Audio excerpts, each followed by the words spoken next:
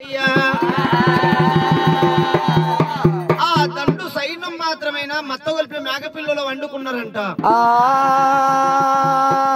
ఏమిటి విచిత్రం మాత్రమేనా అమ్మవారు ఎల్లమ్మదేవి అద్దాన పడివి లోపల యంత్రాన పుట్టి ఆటలాడుతున్న చిక్కు ఇడిసి ఎల్లమ్మ సిగమవుతున్నదైనా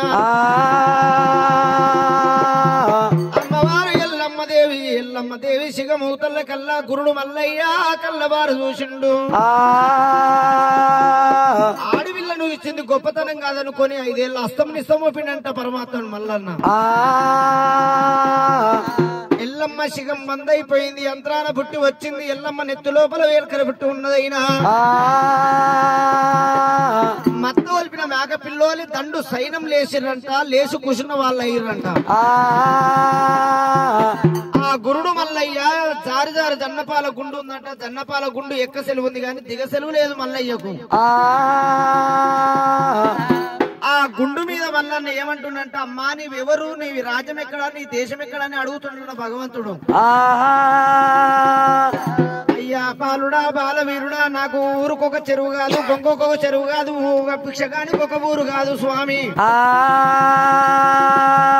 నా పేరు ఎరకరమ్మంటారంట. లెక్కలు ఎక్కడ పోతున్నావు తల్లి అని చెప్పి మల్లన్న అడుగుతుండంట. ఈడికొక దగ్గర కైలాసం ఉంది, కైలాసం లోపల శంకనికి బాధ ఉంది కాబట్టి 5 ముక్షట్లు చెప్పనీక పోతున్నానైనా. శంకనికి బాధ కలిగింది కాబట్టి శంకనికి బాధ చెప్తున్నావు, నాకు ఏమి బాధ కలిగిందో అద్దానపడి లోపల చెప్పమంటున్నట్ట మల్లన్న.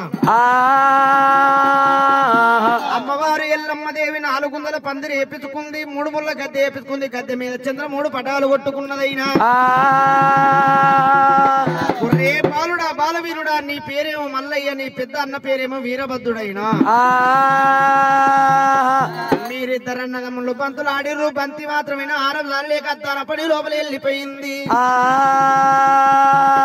అన్న వీరభద్రుడు పోయిండు, బ్రహ్మ కంచిపట్నం లోపల బాలభద్రకాన్ని లగ్గమాడిండు. మీ అన్న తాడు లోపల నువ్వు వచ్చినవయ్యా. కనమూడు తువల కాడివాడ ఉన్నావు, నీ పేరు పరమాత్ముడు మల్లయ్య అని చెప్పిండంట. ఎవరు కాదు, మా ఇంటి ఆడవిల్ల ఉన్నది, మా ఇంటి ధనలక్ష్మి అనుకోని గుండు మీదకెళ్లి గుప్పున దుంకిండు, 2 ప్రాదాలు పట్టిండు వల్లన్న.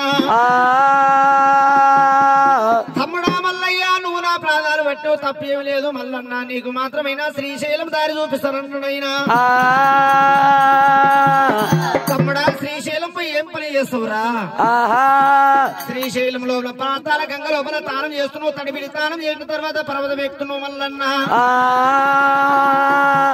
బండ మీద పోయినాక పూజల సేవలు చేసిన తర్వాత కమలవంత అన్నం తింటావు. అన్నం తిన్న తర్వాత మాత్రమైన ఎంగిలి తల తీసేందుకు ఆడవిల్ల కావాలి మల్లన్న. పెళ్లిల మీద ప్రేమలు, లగ్గాల మీద బుద్ధులు, జ్ఞానాలు చెప్తుంది ఎల్లమ్మదేవి. అక్క ఎల్లమ్మ పెళ్లిల మీద ప్రేమలు, లగ్గాల మీద బుద్ధులు చెప్పిన కానీ పిల్ల ఎక్కడుంది అంటుందంట.